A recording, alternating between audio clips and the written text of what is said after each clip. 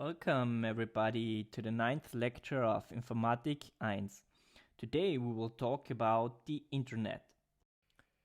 But before we start, I would like to remind you that the second assignment is already online in the Teach Center. And in order to access it, you first need to register a group, which means that you need to have a partner. And therefore, the groups need to consist of exactly 2 students, which means you cannot do the assignment alone. And if you have a hard time finding a partner, you can use, for example, the group search forum in the Teach Center, or you can also write into the Discord server, or if you still have a hard time finding a partner, you can also email us. We can look up in the Teach Center who still needs a partner. And also, please fill out the anonymous feedback for assignment 1 in the Teach Center. This helps us to improve this course and also the Informatik 2 course in the next semester. Regarding assignment 1, here I've prepared a small plot which shows the average points per number of feedback runs on our test system. Here on the x-axis you see the number of feedback runs on the test system, and on the y-axis you see the average points which were achieved per submission. And if we look at the right hand side, you see, okay, if a student had 0 feedback runs on the test system, the students achieved on average about 7 to 8 points. And if we go left, you see, okay, if a student had 1 feedback from our test system, the average points increased drastically to about, let's say 12 to 13 points. And if a student had 2 feedback runs on our test system, the points increased drastically again, up to on average 16 points.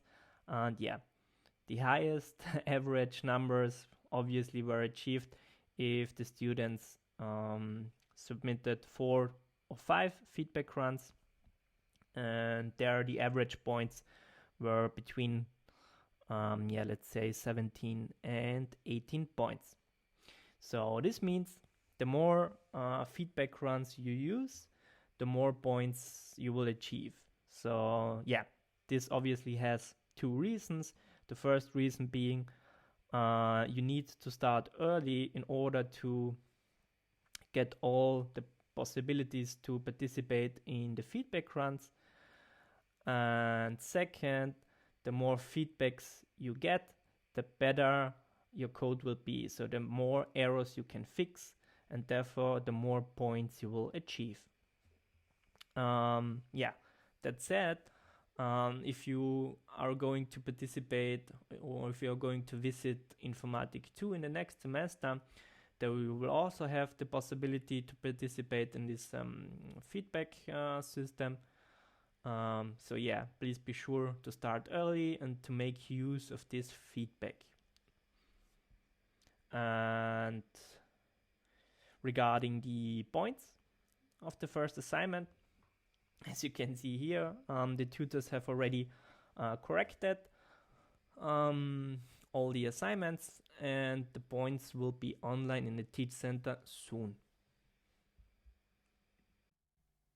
If we would be in the lecture hall, I would show you this YouTube video which covers the history of the internet in a very nice way. And since we are doing this lecture online this year, I will put the link to this YouTube video again in the video description of this video, and you can also find it again in the Teach Center. So, assuming again that you have already watched the video, let's reiterate some of the contents, or let's pick up some of the contents of the video. So imagine that you have a MacBook on the left hand side and the Windows computer on the right hand side, and the goal is that or that we want that both of these computers communicate with each other. And in order to do so, those two computers need a standardized conceptual model for communication.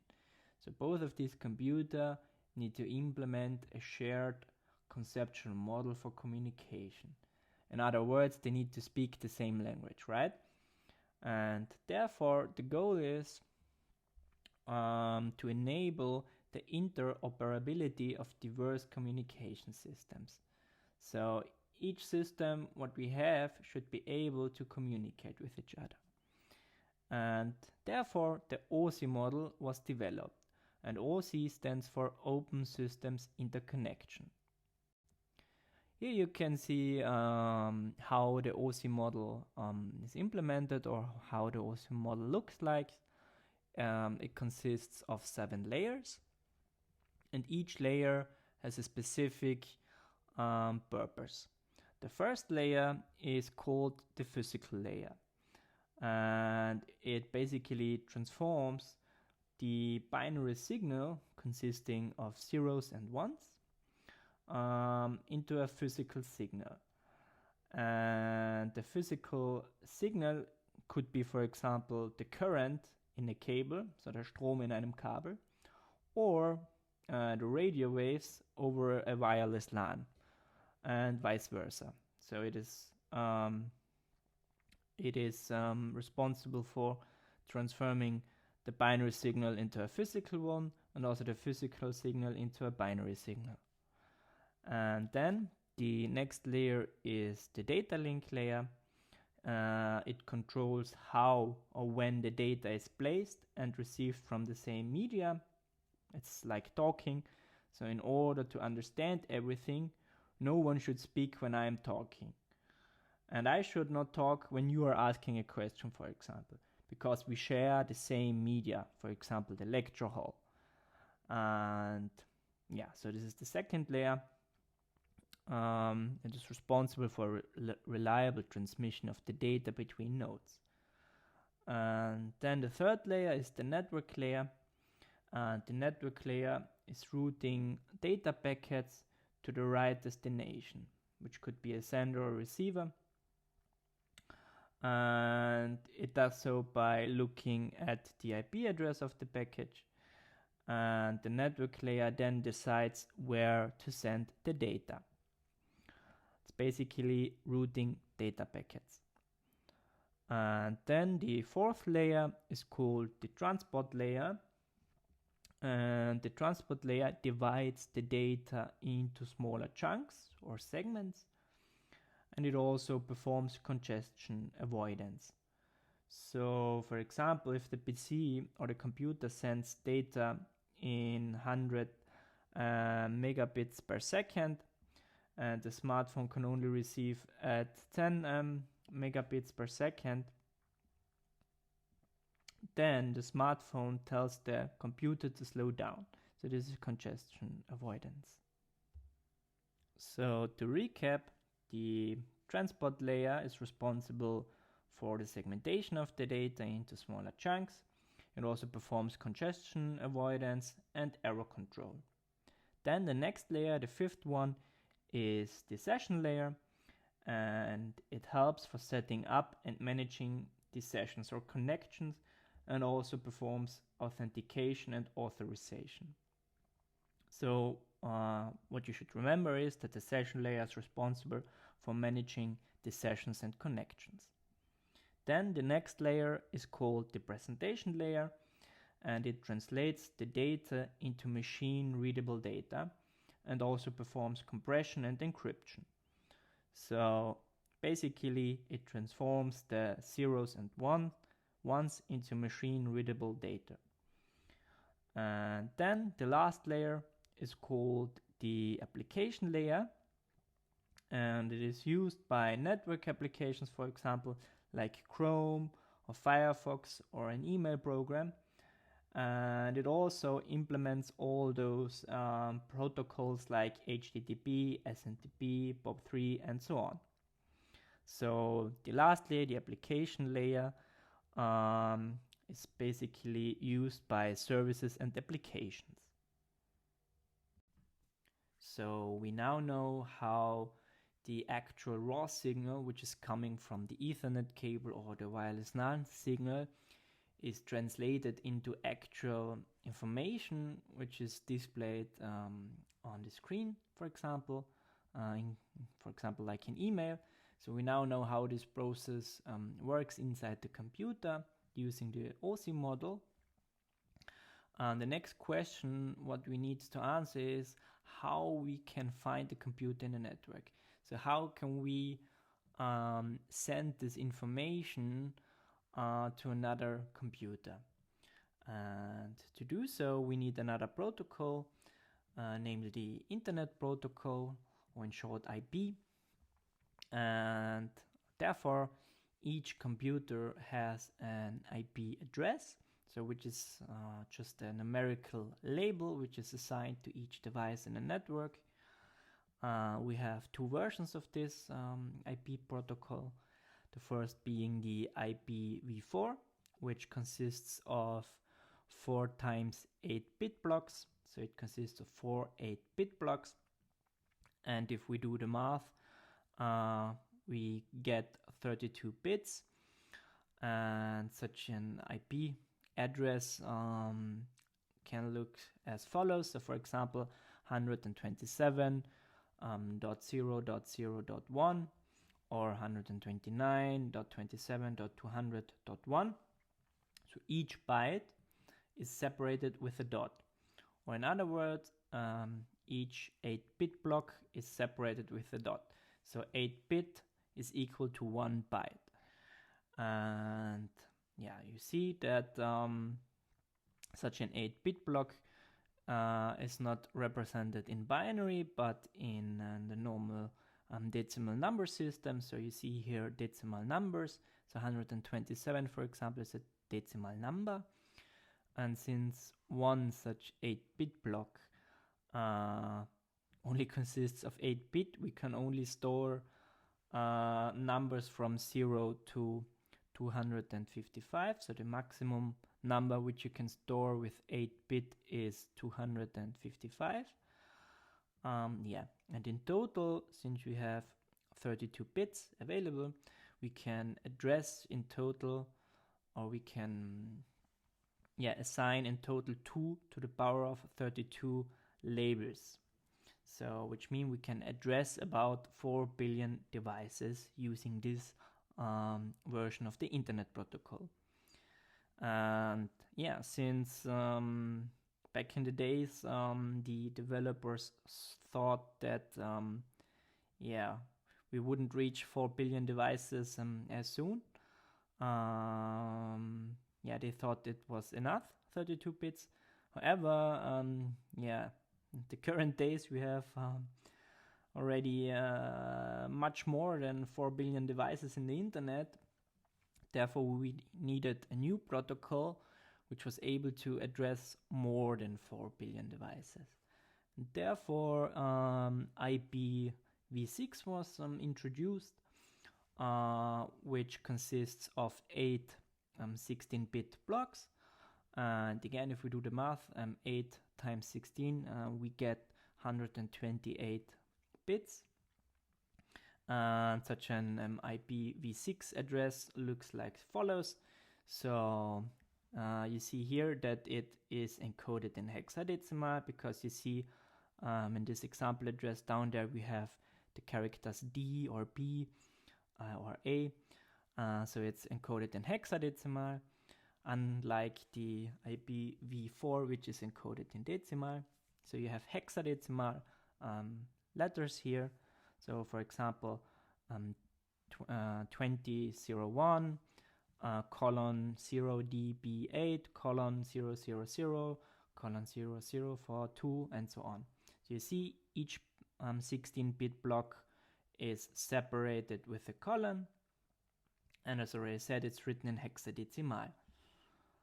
Alright, and since we have 128 bits available, we can address 2 to the power of 128 devices, Yeah, which is quite a lot. So it's 3.4 times 10 to the power of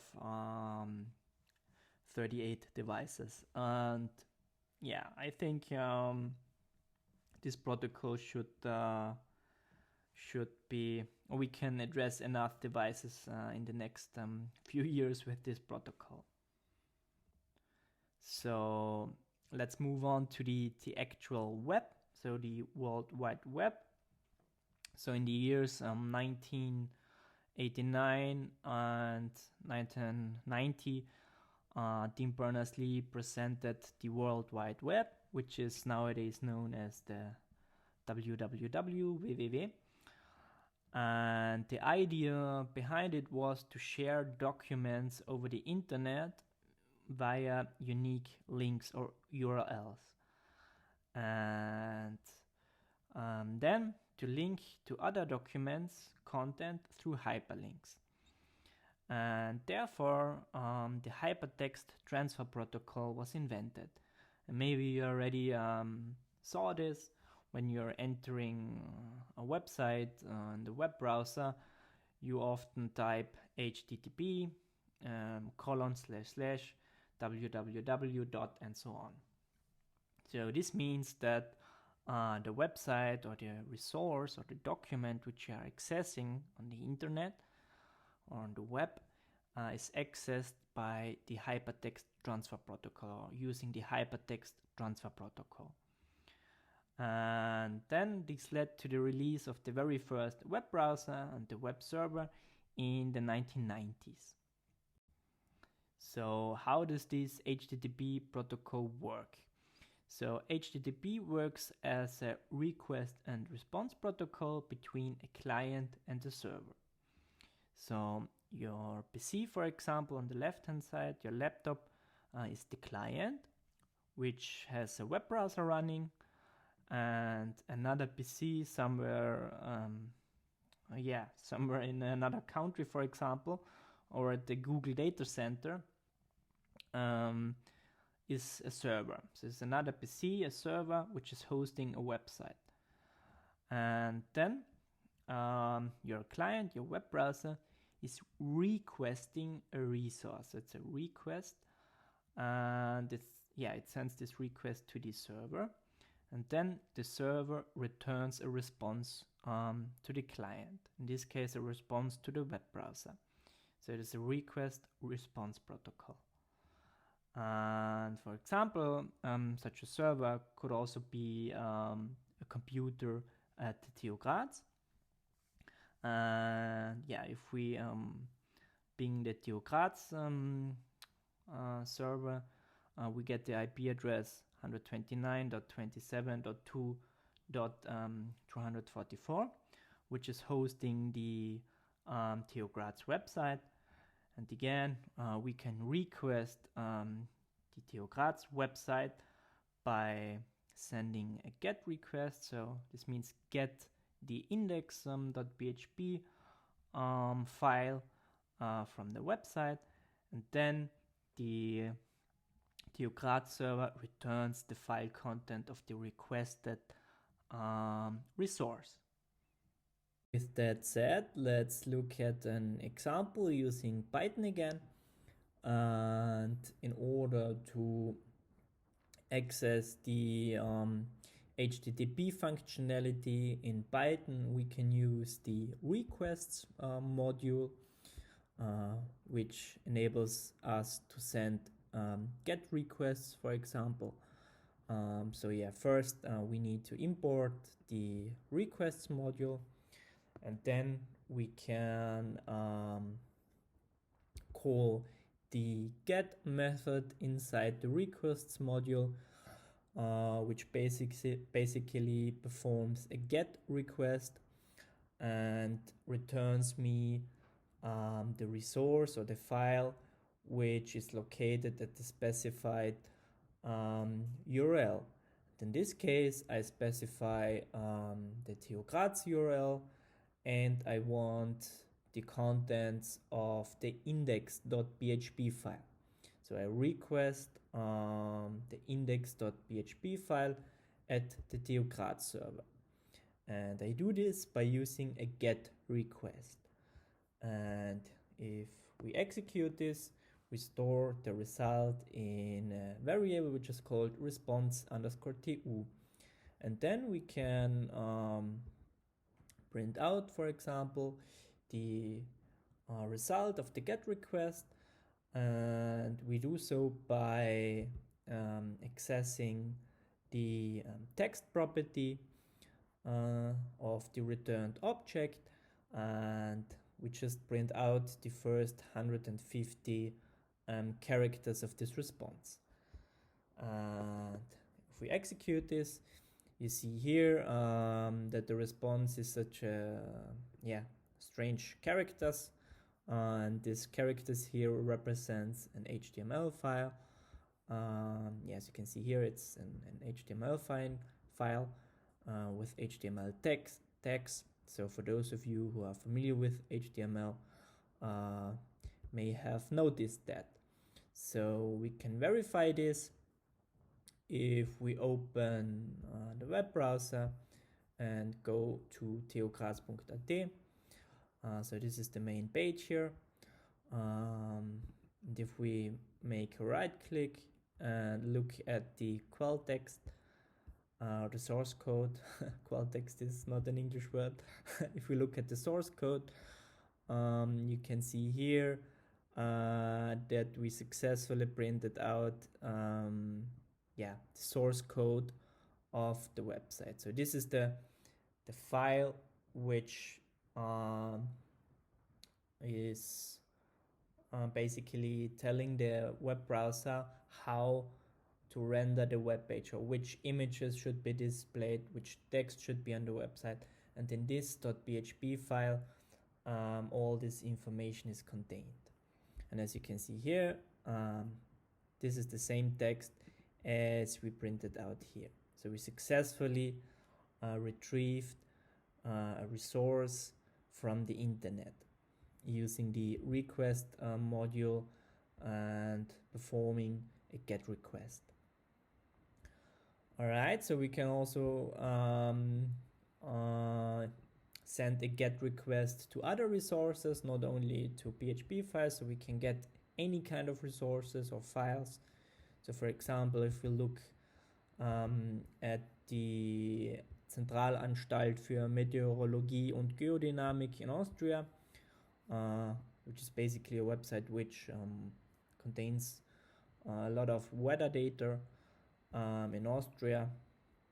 They have a file, a CSV file, which contains the weather data, the daily weather data in Austria. We can also send a request to this CSV file, a get request, which then returns the content of the file. So in this case, we store the response of this get request in a variable called response chunk. And then again, at the next line, we print out the text property of this object. And the text property in this case holds the content of the file, same as before. And as you can see here, this is a normal CSV file as we already know it, where the first line is the header of the CSV file, describing the columns. And here you see the delimiter, which is in this case a semicolon. And you also see here that the strings are escaped with those quotes here. And we have also already learned that we can use, for example, the pandas package to also read CSV files in a more convenient way. So here I've imported the pandas module, and again I specified the same file, the same resource on the internet at the servers of the Zentralanstalt für Meteorologie und Geodynamik. And again we can specify the separation character, it's the delimiter. And if we execute this, We have again in the background sent a GET request to the server, and then using the pandas module or the pandas package, it automatically parsed the CSV file for us. And if we execute this line here, we get the contents of the CSV file in a nice format, which is in this case a pandas data frame. And yeah, you see here it automatically parsed all the header automatically and splitted the values using the specified delimiter here. And we can look at Graz, for example, here. So here you can see an entry of Graz, and the time is 5 p.m. and you see here that it had let's see, minus 1.5 degrees in temperature, for example. And then using pandas again, for example, using the locate, we can filter out, for example, only the row which contains the data for Graz. Yeah, using the syntax which I have shown you already in a previous lecture where we learned about pandas. Again, here I want only the row where the name is equal to Graz, and the second entry here I state that I want all columns. So here, using this notation, I filtered out only the columns, only the rows which contain where the name of the column is equal to Graz Flughafen. That's it for today's lecture. As always, thank you for your attention and see you next time.